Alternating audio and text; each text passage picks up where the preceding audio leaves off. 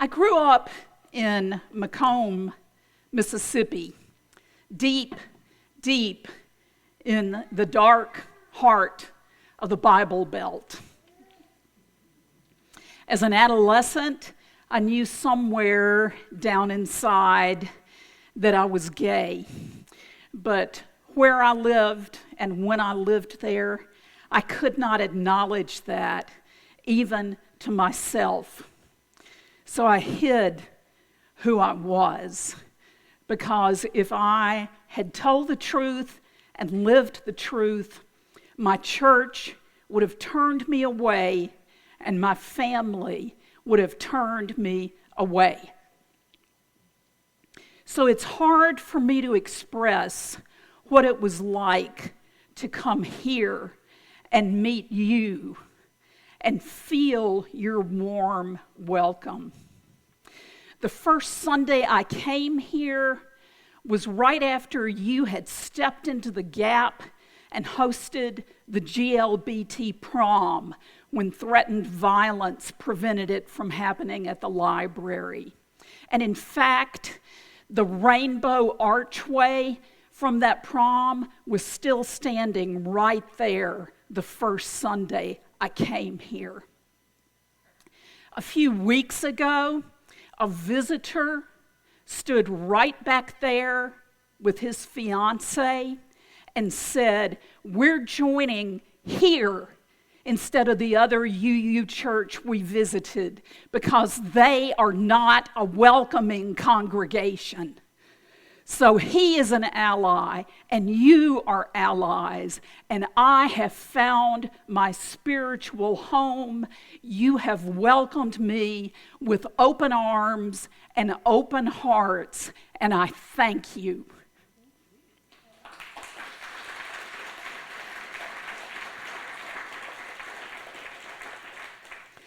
Before we begin our discussion of animal rights, let's clarify a couple of the things that we're not talking about. No one thinks your dog should have the right to practice law. Although I have known a few people over the years who would probably prefer your dog to their own lawyers.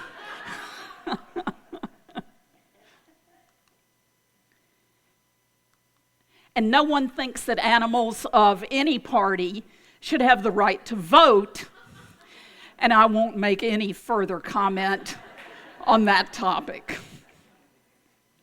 So what are we talking about? Let me begin with a story, and it's a mystery. And I just have a feeling that some of you, one or two of you, might figure out this mystery before I get to the end of the story. And if you do, please raise your hand and tell us what you think the solution is. A cow named Bella lived on a dairy farm in upstate New York. Bella was pregnant because that's the only way to get milk from a cow, is to constantly impregnate her. As soon as the calf is born, take away the calf, sell the males to slaughter for veal, sell the females to another dairy farm, and the milk that the mother makes that's intended by nature for the calf is sold instead. So you see it in the supermarket. Bella gave birth in the field and brought her calf to the barn. Within a day or two, the veal truck took Bella's calf away. And I can't tell you the suffering that that brings to the mother cow and to her calf. And I have chosen not to tell you the other things that are done to these animals on these farms because it's too horrific to talk about from this pulpit on a Sunday morning. She gave birth. The calf was taken away to the veal farm. Later, Bella was attached to the milking machine because that's how the plan goes. But she gave not one drop of milk. Her udder was dry. No one could figure it out. They called the veterinarian. The veterinarian couldn't figure it out. The next day, the same thing happened. Bella came up to the milking barn with the other calves. They attached her to the milking machine, and her udder was dry. She gave not one drop of milk. This went on for 11 days before the farmer solved the mystery. Does anybody know what happened? Kevin? He said the baby cow broke out and got with the mom. That's not actually what happened, although they try to break through, but he was gone. Joe T? That happens, but that's not in this case. She had twins. Bella had twins. The veterinarian explained what happened. This was Bella's 5th pregnancy, and she remembered that with her first 4 births, her calf was always taken away. But this time she had 2. She knew the farmer was expecting 1. So she made her own type of Sophie's choice and took one of those calves up to the barn, knowing that the farmer would put it on the veal truck and send it to slaughter. And she hid her other calf in the tall grass in the field, like Jochebed hiding Moses in the bulrushes. And for 11 days, she nursed that calf. And she and that calf had 11 of the sweetest days of their lives, the only sweetness they would ever know. And when the farmer found that second calf hidden in the grass, the veterinarian begged him not to take it away from Bella, but to let him live there with her. But the farmer was a businessman, and he sold that calf to slaughter and put him on the field, on the veal truck to go to the slaughterhouse. And there was great heartache.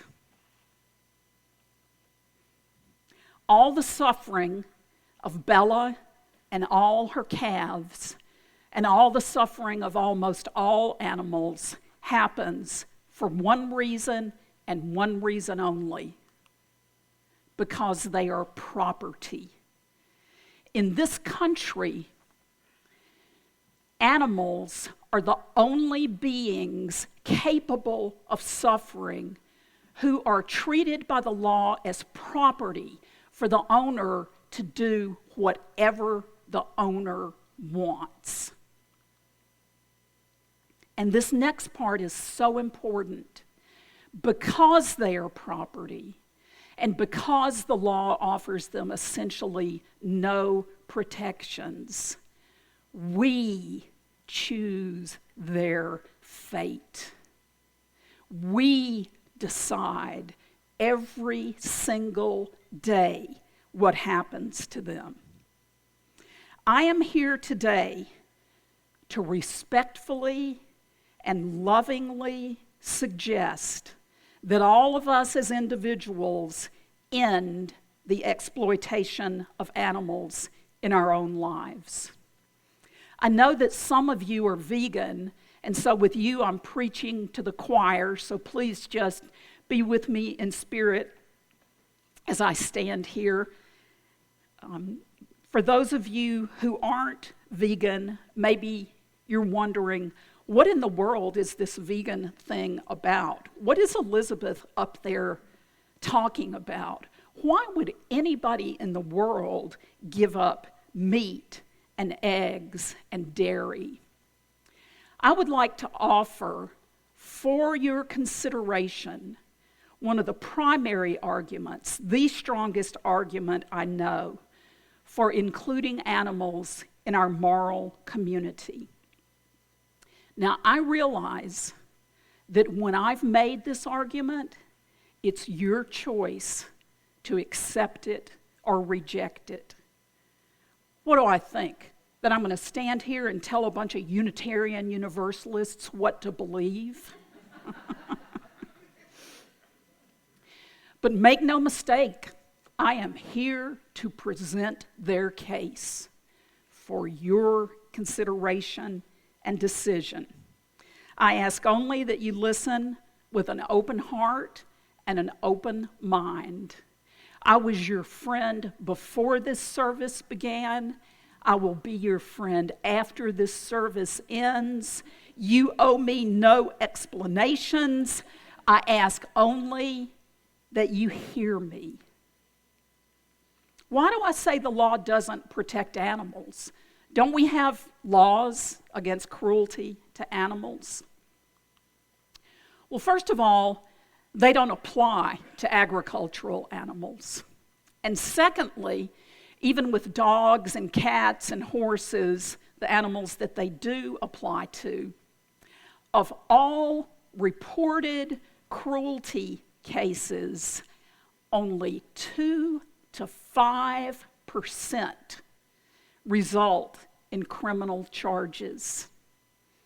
And even those 5% that do result in criminal charges, if the defendant is convicted of the most horrific crime you can imagine, the penalty is almost always a slap on the wrist with no jail time. And of course, cruelty and killing are the order of the day in slaughterhouses and on factory farms and in research labs.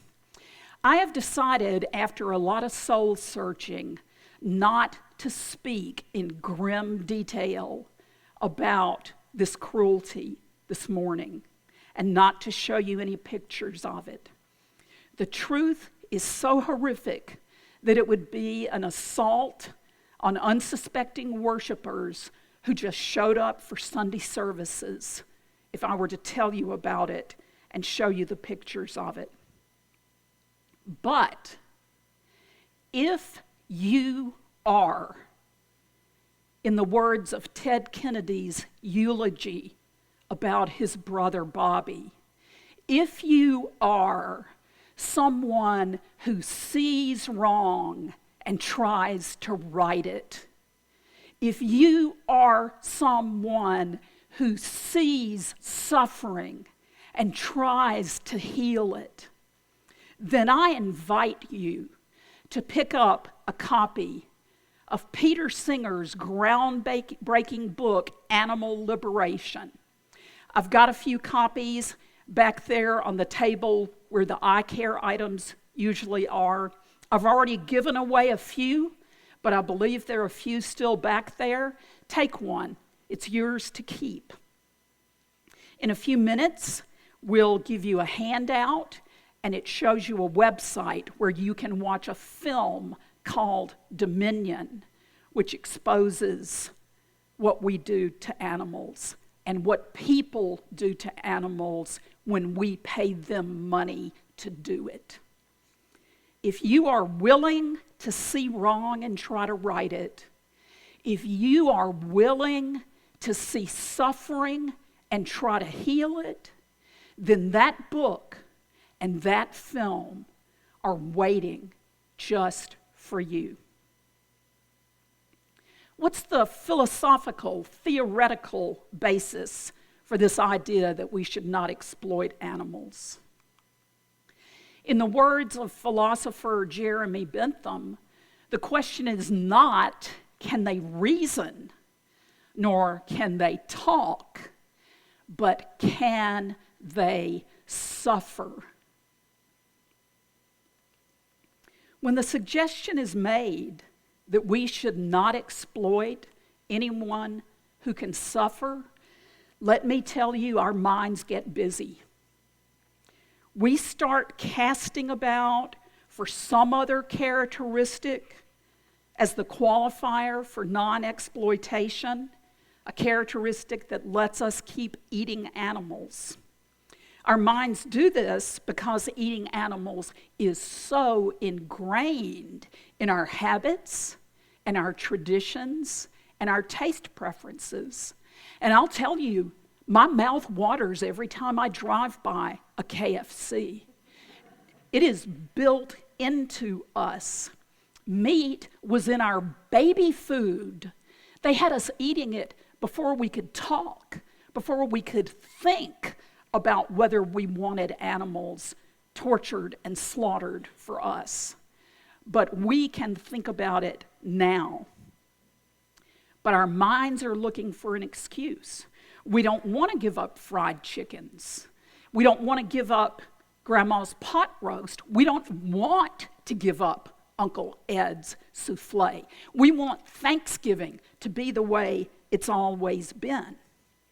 And I'll tell you, these industries that profit from the suffering and slaughter of animals do everything in their power to enable us not to see these animals. We never see the slaughterhouse or the factory farm. We see neat, bloodless packages wrapped in cellophane in the supermarket. These industries have even lobbied successfully to make it a crime for activists to take video on factory farms or in slaughterhouses. And there are people who have gone to jail for doing that. These industries have created vast multi-million-dollar programs of deceitful marketing to help us feel better about eating animals. They use words like organic and humanely raised and free range. Don't be fooled. Everything inside us and everything outside us conspires against seeing these animals. So what suggestions does your mind have for us today to let us keep eating animals? Well, maybe you think that intelligence should be the dividing line of whether we'll exploit someone or not, and animals just aren't smart enough. Maybe you think it should be the ability to speak or the ability to participate in the social contract. Let me ask you, do we accord less intelligent humans fewer rights than more intelligent humans? No. And please consider a person who has suffered a severe brain injury. They may have a profound cognitive deficit.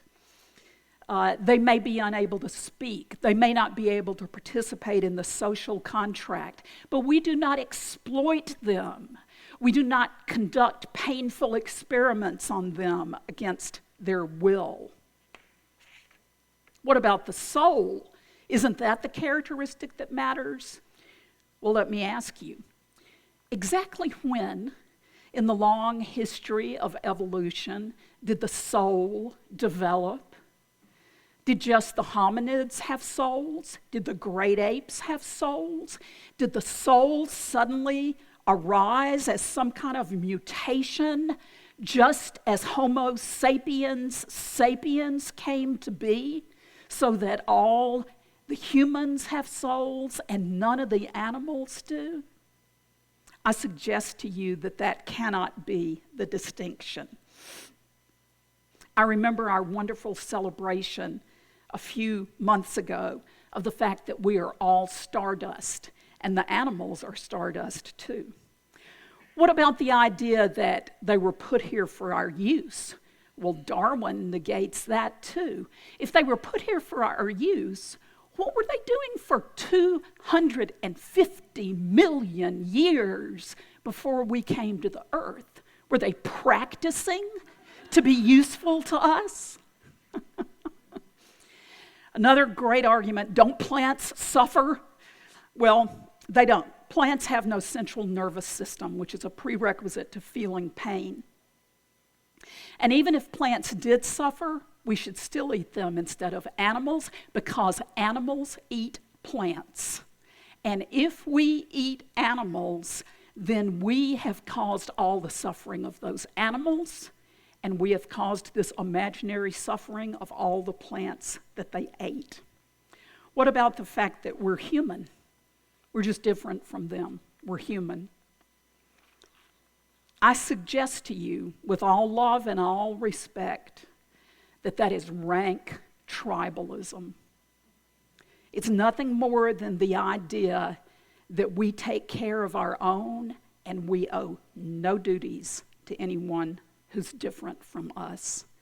I suggest to you that in the final analysis, it is the ability to suffer that should identify those we will not exploit.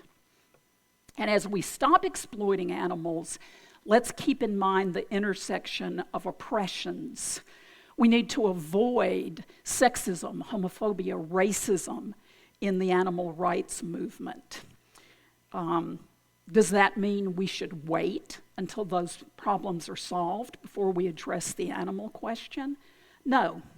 That's like somebody sitting around saying, I'm having a little bit of a problem with my sexism.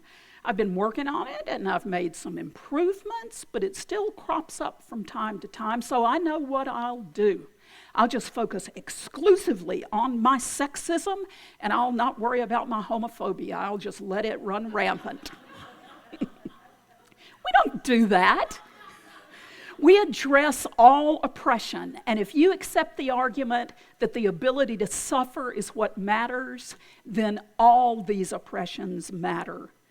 What does this have to do with Unitarian Universalism? Well, we have a proud history of animal advocacy in Unitarian Universalism. Henry Berg, the founder of the ASPCA, was a Unitarian. Two of his strongest supporters and biggest donors were Horace Greeley and his pastor Henry Whitney Bellows, who were Unitarians. And Berg was deadly serious about ending the suffering of animals. He once climbed up on a roof and dropped down through a skylight like Batman into the middle of a dogfight in progress to save the dogs and arrest the perpetrators. He would put himself between a cart driver and the horse being viciously beaten, put his body between them so that the blows of the whip fell on Berg instead of on the horse. Our great transcendentalist, Ralph Waldo Emerson, was an ethical vegetarian. He said about eating animals, you have just dined, and however scrupulously the slaughterhouse is concealed, in the graceful distance of miles, there is complicity. His friend and fellow transcendentalist, Henry David Thoreau, said, every man who has ever been earnest to preserve his higher or poetic faculties in the best condition has been particularly inclined to abstain from animal food. Bronson Alcott, outlined in blue here, was a member of the Concord Quartet of Concord, Massachusetts, made up of Emerson, Thoreau, Nathaniel Hawthorne, and Alcott. He was the father of Louisa May Alcott, and he had the distinction of being vegan 100 years before that term was even invented. He wouldn't eat meat. He wouldn't eat eggs, he wouldn't eat dairy, because in his own words, he believed in the fundamental right of animals to life, liberty, and the pursuit of happiness. From some of the other traditions we honor comes ahimsa, the Sanskrit word for non-harm. Those who adopt ahimsa as their moral code seek to avoid hurting anyone, including animals. Ahimsa is recognized within Buddhism and Hinduism and Jainism. The Jains are so devoted to ahimsa that they wear a mesh covering over the nose and mouth so they don't risk inhaling a tiny insect. So I have made my argument, as time has allowed, that we should not exploit those who can suffer, that we should not pay anyone to do it for us on a factory farm or in a slaughterhouse or in a research lab. Could the greeters please give people the handout? I've also given a brief introduction to animal advocacy in Unitarian thought and history. So let's get down to brass tacks. Exactly what is it that I'm asking you to do? They called Henry Berg the great meddler, and now I'm going to meddle a little bit. Only if you agree with my position that suffering is the characteristic that matters. And if you do agree, then I'm asking you to do two things. I'm asking you to go vegan for 21 days. No meat, no eggs, no dairy. There's an abundance of food everywhere, and it's on the handout. There's so much milk made out of plants, it'll just fall off the shelves into your cart if you don't watch out. There's almond milk, there's soy milk, there's cashew milk, there's coconut milk, and it's all delicious. There's all kinds of restaurant food, grocery store food, there's all kinds of food. Second, if you agree with me that suffering is the characteristic that matters, I'm asking you to switch to cruelty-free cosmetics, personal care products, and household products, not for 21 days, but for good. And if you want to know why, read that chapter in Animal Liberation or watch Dominion. If you decide to go vegan, you're in good company. And if you're already vegan, you're in good company. Mahatma Gandhi, James Cromwell, Woody Harrelson, Buddhist meditation teacher and peace activist Thich Nhat Hanh, Sandra Oh, Cory Booker, Jon Stewart, good old Casey Kasem, 9-time Olympic gold medal winner Carl Lewis. You don't have to worry about your health if you go vegan. Al Gore, Emily Deschanel, Joaquin Phoenix, and many others. There you go. There you go. You have been so generous to let me come to this pulpit and make the case for these animals today. Will you allow me to conclude with some personal observations? These animals cherish their young and try to protect them. They try to escape suffering if they can. They love life. They fear death. Just as I was a stranger in a strange land in Mississippi, they are the ultimate outsiders because they are currently, by our choice, outside of our understanding of the mandate to do justice and to love mercy and to walk humbly with all that has life. People refuse even to see these animals, refuse to look at their suffering because we don't want to change what we eat. Please don't turn away.